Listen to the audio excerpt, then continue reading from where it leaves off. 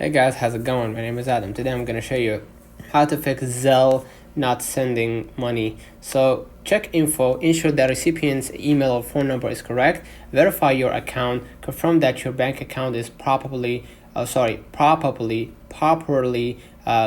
and verified. Make sure that you updated the app to the latest version and check limits. Verify if you haven't exceeded sending limits. Contact support if the problem still continues. Contact your bank's customer support or Zelle support for help. So let me know in the comments if this video helped you. Don't forget to like and subscribe, and thank you for watching.